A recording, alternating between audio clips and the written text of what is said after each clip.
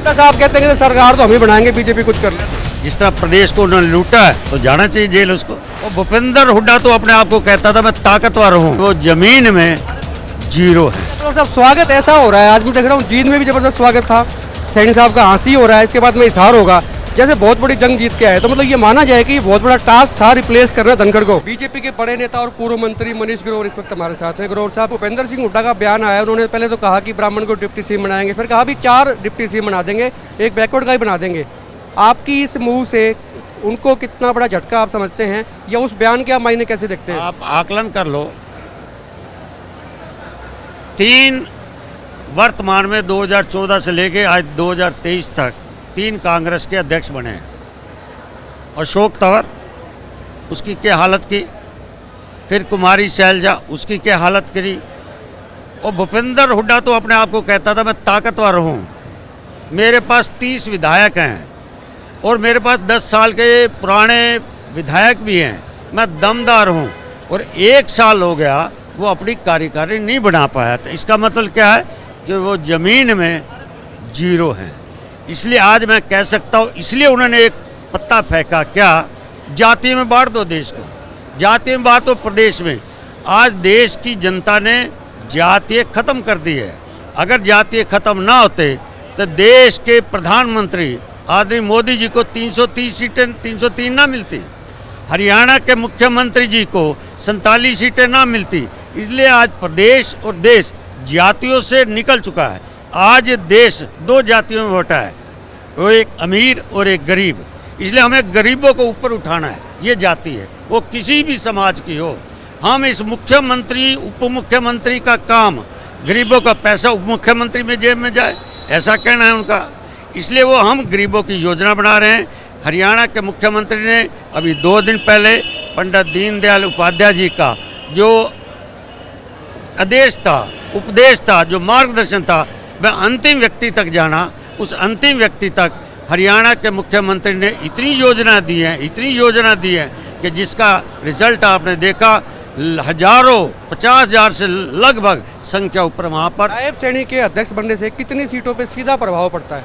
नहीं, मैंने कहा कि देश के प्रधानमंत्री जी के काम और हरियाणा के मुख्यमंत्री के काम से हरियाणा की 10 की 10 लोकसभा सीटें जनता हमें फिर देगी, जिसका नेतृत्व हरियाणा के प्रदेश अध्यक्ष और हरियाणा के मुख्यमंत्री, सरकार और संगठन मिलकर जनता के बीच में जाएगी। और जो काम देश और प्रदेश के हुए हैं, ये इतने हजारों कार्यकर्ता जनता में जाकर बताएंगे। वो कह रहे थे कि तो धनखड़ साहब थोड़ी ज़्यादा महत्वाकांक्षी हो गए थे, इसलिए पर कदर दिए। नहीं, ऐसा नहीं, भारतीय जनता पार्टी में ऐसे नहीं है। हमारे कद्दावर नेता हैं, आज राष्ट्रीय सचिव पद छोटा नहीं है, पहले भी रह चुके सचिव पे। नहीं, ये तो मैं पहले प्रदेश का महामंत्री था, आज उपाध्यक्ष हूँ। ये जिम्मेवारी मिलती रहती है, ये कोई बड़ी बात नहीं। मैं प्रदेश का महामंत्री भी रह चुका हूँ। अच्छा ग्रोवर साहब, स्वागत ऐसा हो रहा है, आज मैं देख रहा हूँ जींद में भी जबरदस्त स्वागत था, सैनी साहब का हाँसी हो रहा है, इसके बाद में इजहार होगा जैसे बहुत बड़ी जंग जीत के आए। तो मतलब ये माना जाए कि बहुत बड़ा टास्क था रिप्लेस करना धनखड़ को। नहीं नहीं, इसको जंग ना कहे। हमारा सिस्टम, धनखड़ जी आए थे, वो भी हर प्रदेश में दौरे करे थे।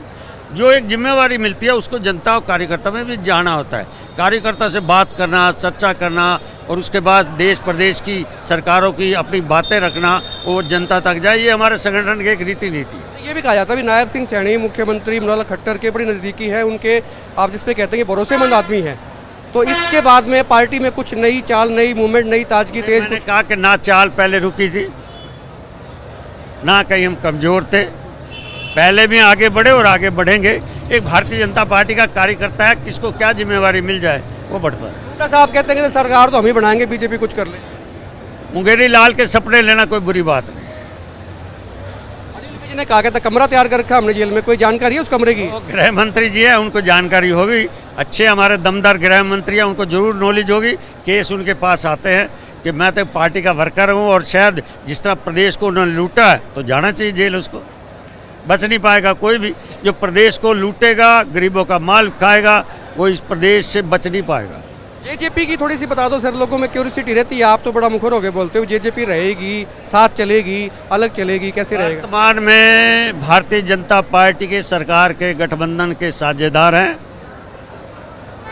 आज में तो पता ही सर, आगे का भविष्य कोई थोड़ा बताइए। कि हमारी चुनाव केंद्रीय समिति तय करती है क्या निर्णय लेगी। हमारे हाथ में नहीं है, संगठन तय करता है। शुक्रिया बात करने के लिए। मनीष ग्रोवर थे, पूर्व मंत्री हैं और संगठन तय करेगा जेजेपी का साथ रहेगा कि नहीं रहेगा, लेकिन उन्होंने कहा कि भी हुड्डा की जगह तय है। वीडियो को शेयर करें, खुलकर कमेंट करें और आप देखते रहे एक पोस्ट।